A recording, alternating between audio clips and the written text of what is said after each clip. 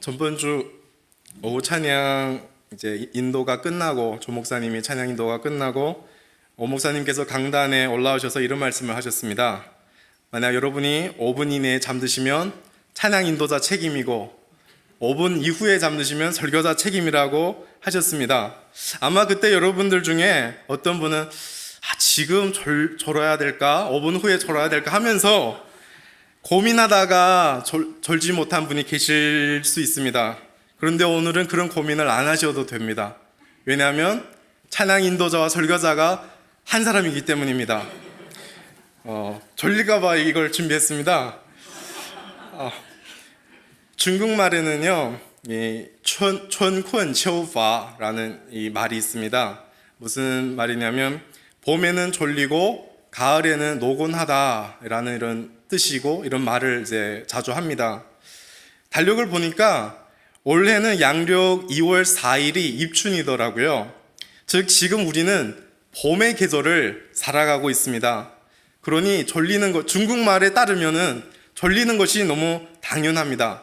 게다가 오전 예배에 은혜를 듬뿍 받고 맛있는 식사까지 드셨으니 또 오늘은 비까지 오니까 더 졸리겠지요. 너무 당연합니다. 저도 전번주에 아래서 너무 졸려가지고요, 옷도 외투를 벗고 일어서서 이렇게 참았습니다. 제가 말씀드리고 싶은 것은 이것입니다. 제가 오늘부터 한 10번 정도 마태복음을 가지고 여러분과 말씀을 나눌 텐데요. 그 기간 동안 만약 여러분이 오후 시간에 너무 졸리고 피곤하다라고 느끼면 어디에 기대도 좋고요, 엎드려도 좋고요, 기왕이면 좀 편하게 이렇게 졸았으면 합니다. 이렇게 졸리는 오후 시간에 10분 정도 졸았다, 혹은 설교 내내 졸았다, 근데 눈을 뜨니까 아주 상쾌하다, 너무 시원하다, 이렇게 느낀다면 그것도 저는 은혜라고 생각됩니다. 그래서 눈치 보지 마시고 졸리고 피곤하시면 자유롭게 하시면 되겠습니다. 예, 감사합니다. 지금 내려가도 될 것 같아요. 저희 큰딸 은성이가 지금 원래 한국 나이로 4살입니다. 언제부터 말을 조금씩 하기 시작했고 요즘은 말이 많이 늘었습니다. 말을 처음 시작할 때 이런 말을 참 많이 했습니다. 은송이 가. 말도 아니죠. 한 단어에 이제 뭐가 붙었는 은송이 가, 이런 말을 했습니다. 저는 알아듣습니다. 여러분 무슨 뜻인지 모르죠? 무슨 뜻이냐면 모든 것을 은송이가 하겠다는 뜻입니다. 예를 들어 저녁에 자기 전에 전등을 이렇게 끄는데 제가 가서 끄면 울면서 은송이가 막 이렇게 합니다. 은송이가 끄겠다는 뜻입니다.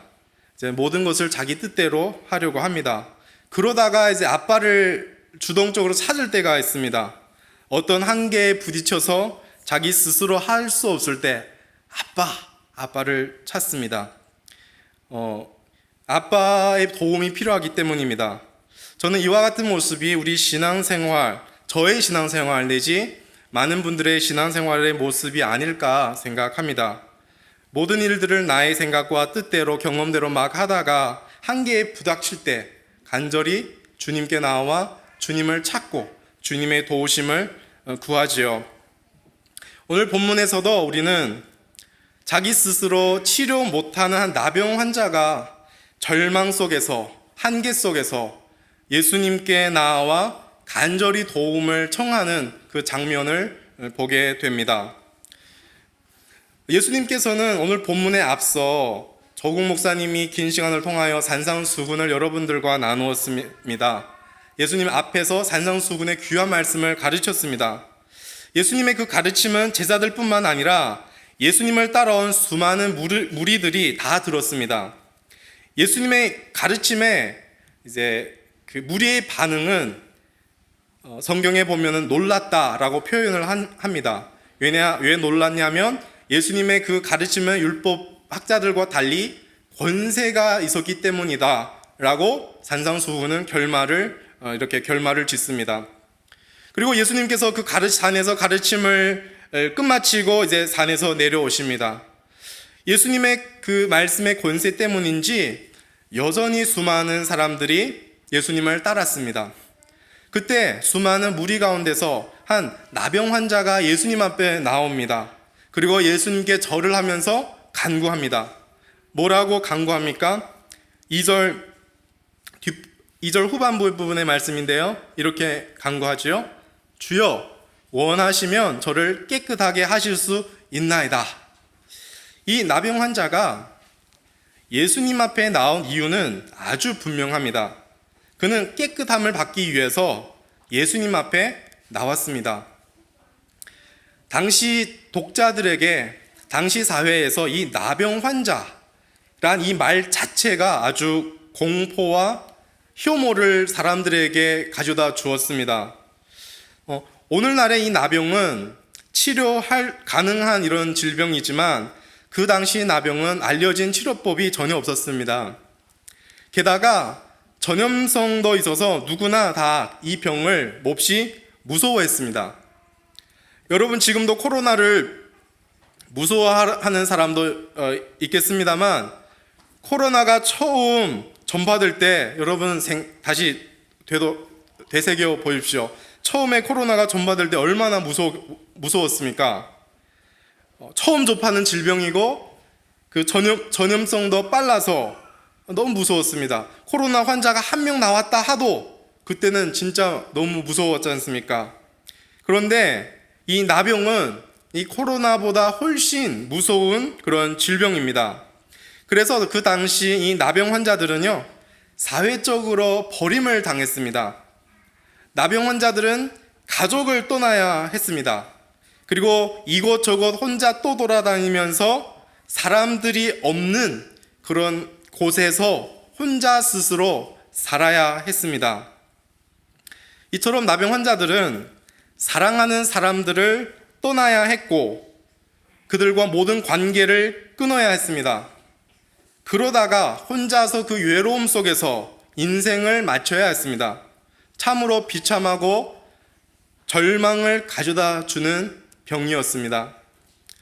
나병은 외적으로도 이미 이토록 고통스럽고 절망스러운데 그것뿐만이 아니었습니다. 레위기 10장 이하에 가보면 하나님의 백성이 하나님 앞에서 거룩하고 정결하게 살기 위하여 지켜야 할 여러 규례들이 나옵니다. 어떤 음식을 먹을 때 정결한 것과 부정한 것, 사람이 짐승의 시체에 접촉하면 부정하게 되는 것, 몸에서 체액이 유출되는 경우, 특히 출혈이 있는 경우에는 부정한 것, 이런 등등 내용이 나옵니다. 그런데 그 중에서도 가장 심각한 것이 뭐냐면 바로 이 나병, 또 이와 같은 악성 피부병이 가장 부정한 병이었습니다. 그래서 나병 환자들은 이제 제사장 앞에 나아가야 했습니다. 제사장이 딱 살펴가지고 만약 나병으로 판정되는 경우에 그 사람은 옷을 찢고 머리를 풀어서 흐트러야 했습니다. 그리고 옷을 찢고 머리 흐트른 그 모습으로 마치 가족의 죽음을 슬퍼하듯이 자신의 그 병든 처지와 비참함을 슬퍼해야 했습니다. 그는 옷자락으로 입술을 가리고 스스로 나는 부정한 자다, 나는 부정한 자도 라고 외치면서 사람들을 피해야 했습니다. 그리고 중요한 것은 이스라엘 진 밖으로 쫓겨나가서 이 병이 낫기까지는 들어올 수 없습니다. 이거 중요한데요. 진 밖으로 쫓겨난다는 것은 무슨 의미일까요? 하나님과의 교제에서 끊어지고 또 하나님과의 백성과의 교제에서 끊어짐으로 말미암아 고통과 슬픔을 겪어야 한다는 의미입니다. 지금 말로 표현한다면 하나님을 예배함으로 누릴 수 있는 그 은혜와 또 하나님 그 지체들과 교제를 함으로 누릴 수 있는 그런 기쁨들을 모두 누릴 수 없는 그런 처지를 뜻합니다. 사랑하는 성도 여러분, 우리가 이 세상을 살아가면서 우리도 절망의 순간들이 우리를 찾아올 때가 있습니다. 질병은 우리에게 나 너 찾아갈 거야 이렇게 말을 하고 찾아오지는 않습니다. 아주 갑작스럽게 예고 없이 질병은 우리를 찾아옵니다. 육신에 찾아오는 질병 앞에서 때론 우리는 절망감을 느낍니다. 그런데 어떤 분은 나는 아직 괜찮아. 나는 육적으로 건강하다고 아직은 자부할 수는 있습니다. 그런데 여러분의 영혼은 어떻습니까? 비록 외적으로 이 나병 환자에 대해 좀 더 건강할 수도 있겠지만 어떻게 보면 영적으로 이 나병 환자와 같이 똑같은 고통과 슬픔을 경험하고 살아가지는 않습니까? 하나님과의 관계에서 누릴 수 있는 은혜, 하나님의 백성들과 교제에서 누릴 수 있는 은혜를 누리지 못한 채로 여러분은 살아가고 있지는 않습니까? 어떻게 보면 저와 여러분은 영적인 나병 환자들일 수 있습니다. 여러분이 잘 아신 바와 같이 나병은 감각이 없는 질병입니다. 그런데 감각이 없지만 이 나병 환자는 이 나병 때문에 아주 큰 고통과 절망의 인생을 살아가야 했습니다. 죄도 마찬가지입니다. 때론 저와 여러분은 죄를 느끼지 못하지만 내가 죄를 지고 있고 있는지 죄를 지지 않는지 모르지만 우리는 그 죄로 인해 고통과 슬픔의 현실을 살아갈 수 있습니다. 죄가 가져오는 우리의 현실은 어떻습니까? 죄는 우리를 얼매입니다. 우리를 자유롭지 못하게 하고 우리를 비참하게 만듭니다. 죄는 1차적으로 하나님과의 관계에서 하나님과의 깊은 교제를 통해 누려야 할 축복들을 누리지 못하게 죄가 방해합니다. 죄는 또한 우리로 하여금 다른 지체들과 사랑하고 교제함으로 누릴 수 있는 기쁨을 누리지 못하게 합니다. 그뿐 아닙니다. 죄는 또한 나 스스로가 나를 사랑하지 못하게 하고 나를 용서하고 나를 받아들이지 못하게 합니다. 우리는 이처럼 육신에 찾아오는 질병 때문에, 마음의 상처 때문에, 영혼의 고통 때문에 우리는 절망할 때가 있습니다. 스스로 해결해 보려고 하지만, 시도는 해보지만 결국 실패한 나의 모습을 자주 발견하게 됩니다. 또 때론 아무것도 할 수 없는 무능력한 자신을 보게 됩니다. 그래서 절망할 때가 많습니다. 오늘 본문에서 나병 때문에 그토록 슬픔과 고통을 경험하고 심지어 인생에서 절망을 겪고 있는 한 영혼이 예수님 앞에 나왔습니다. 그리고 주님께 절을 하면서 간구했습니다. 우리는 여기서 주목해야 할 것이 하나 있습니다. 바로 이 나병 환자가 절하는 이 행동을 주목했으면 합니다. 오늘 우리가 읽은 이 마태복음 본문에서는 단지 절하며 라고 표현을 했지만 그 같은 본문, 같은 내용을 적은 다른 복음서에서는 마가복음 1장 40절에서는 무릎을 꿇고 간구하였다라고 되어 있고요. 누가복음 5장 12절에서는 엎드려 간구하였다라고 합니다. 즉 이 나병 환자가 얼마나 간절했는지 우리는 알 수 있습니다. 절하며라는 표현 속에 그의 간절함이 들어있습니다. 그는 자기 스스로의 힘으로 지금 겪고 있는 이 절망한 현실을 해결할 수 없는 이 한계를 너무 잘 알았습니다. 그런데 예수님께서 지금 그 산상수훈에서 권세의 말씀으로 가르쳐 주신 그 예수님께서는 자신의 그 나병을 깨끗하게 하시고 절망한 인생을 고쳐주실 수 있는 분이심을 그는 믿었습니다. 그에게 지금 예수님이 절실히 필요했습니다. 우리도 마찬가지 아니겠습니까? 여러 문제 앞에서 많은 시도를 해보았지만 도저히 나의 힘으로 할 수 없을 때 간절히 주님을 찾고 주님을 나아갈 때가 있습니다. 또 여러 고통과 슬픔이 가져오는 절망 속에서 우리는 간절히 주님 앞에 나아가 주님의 도우심을 구합니다. 제가 대학교 2학년 때 이제 예수님을 믿었습니다. 그때 참 많이 힘들었던 시기였습니다. 그 젊은 나이에 왠지 인생에 대해 비관했습니다. 또한 미래에 대해 방황했습니다. 그때 친구의 전도로 교회를 막 나가고 있었는데 그렇게 저를 사랑하는 부모님이 아무 이유 없이 그토록 반대를 했습니다. 참으로 힘들었던 때였습니다. 그때 저 혼자서 매일 하나님 앞에 나아가 기도했던 기억이 납니다. 대학 옆에 아주 작은 예배당이었습니다. 이 강대상 정도만 한 그런 공간이었습니다. 매일 앞에 나아가 주님께 무릎 꿇고 눈물 흘리면서 간절히 그 힘든 현실에서 저를 도와달라고 그렇게 기도했던 그런 기억들이 있습니다. 미래에 대한 방황과 눈앞의 힘든 상황 때문에 하나님 앞에 간절하게 기도했던 것입니다. 그때 저에게는 주님이 절실하게 필요했습니다. 지금 여러분의 인생에 예수님이 절실히 필요하십니까? 지금 여러분에게 예수님의 도우심이 절실하게 필요하십니까?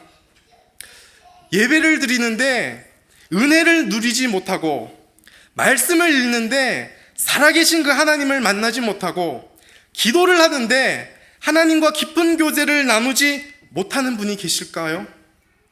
또 교회 지체들과 깊은 교제를 누리고 사랑하고 용서해야 되는데 그렇지 못한 채로 하루하루를 살아가는 지체들이 계실까요? 하나님을 더욱 사랑해야 하는데 그렇지 못하는 나의 모습, 이웃을 더 사랑하고 품고 용서해야 되는데 그렇지 못하는 나의 모습, 그래서 영혼이 영적인 슬픔과 고통을 느끼며 살아가고 계시지는 않습니까? 만약 여러분이 영적인 그 고통과 슬픔을 느낀다면 사실 느낀다는 자체가 축복입니다. 왜냐하면 그래야 여러분은 이제 절실하게 예수님을 찾기 때문입니다. 그래야 여러분은 이제 간절하고 절박하게 예수님께 나아가기 때문입니다. 저와 여러분에게 죄로 인한 비참해진 우리 삶의 현실이 보이고 죄로 인해 우리 영혼의 슬픔과 고통이 느껴지는 그 은혜가 있기를 축복합니다. 그래서 그것 때문에 더 간절하고 더 절박하게 예수님 앞에 나아가 무릎 꿇고 주님의 도우심을 구하는 은혜가 있기를 소망합니다. 예수님께서는 깨끗함을 받으려고 나온 나병 환자를 이제 고치십니다. 그런데 어떻게 고치십니까? 우리가 3절을 보시면 3절 함께 읽어보실까요? 3절 함께 읽겠습니다. 시작. 예수께서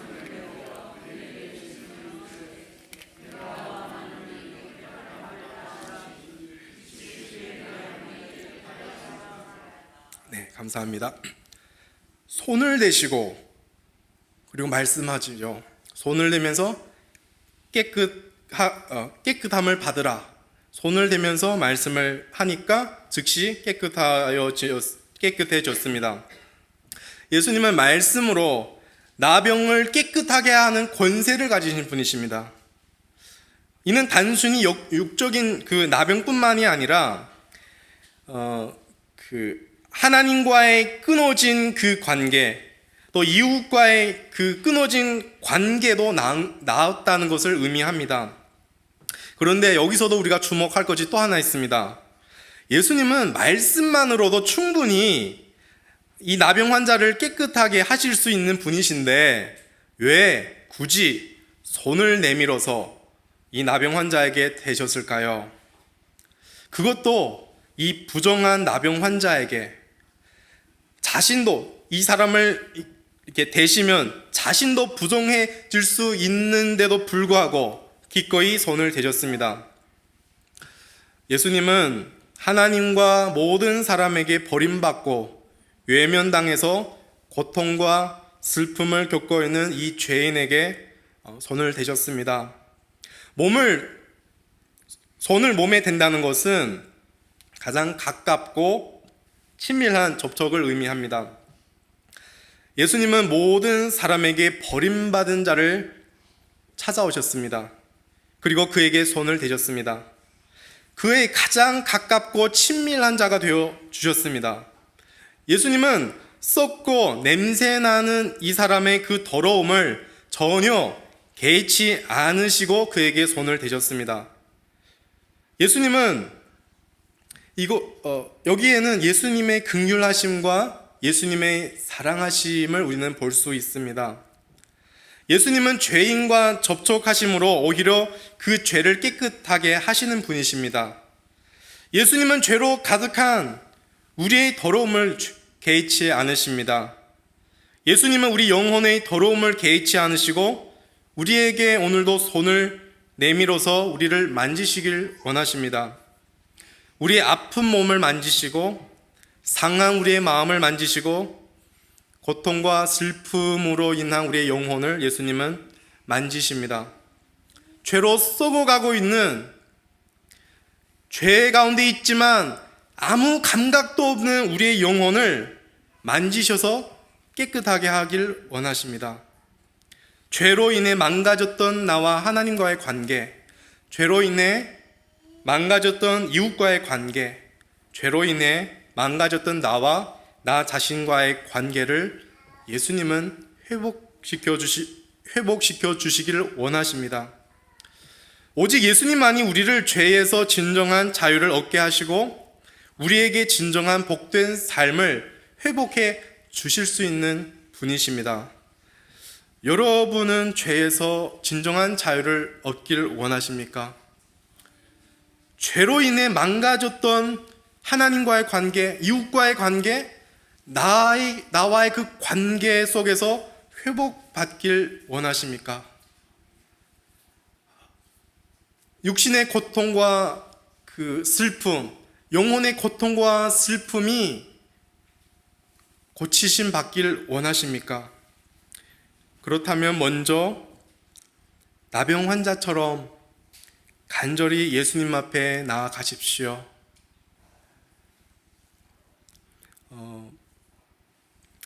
제가 그 세계 고전의 어떤 책을, 기도에 관한 책을 봤는데요. 그 책에서는 기도가 뭐냐라고 했을 때 이렇게 얘기를 합니다. 나의 무능력을 느낀다는 그 자체가 기도라고 합니다. 여러분은 스스로 할 수 없는 그런 무능력함, 혹은 그런 고통과 슬픔 속에서 빠져나오고 싶지만 할 수 없는 자신의 그런 무능력을 느낀다면은 이미 여러분은 기도하고 있다는 것입니다. 여러분이 하나님을 사랑하지 못하고 이웃을 사랑하지 못하며 나 자신을 사랑하지 못하는 그 연약함을 하나님 앞에서 그대로 인정하십시오. 그리고 예수님만이 나를 고쳐주실 수 있는 분이심을 믿고 간절하게 그리고 절박하게 주님의 도우심을 구하십시오.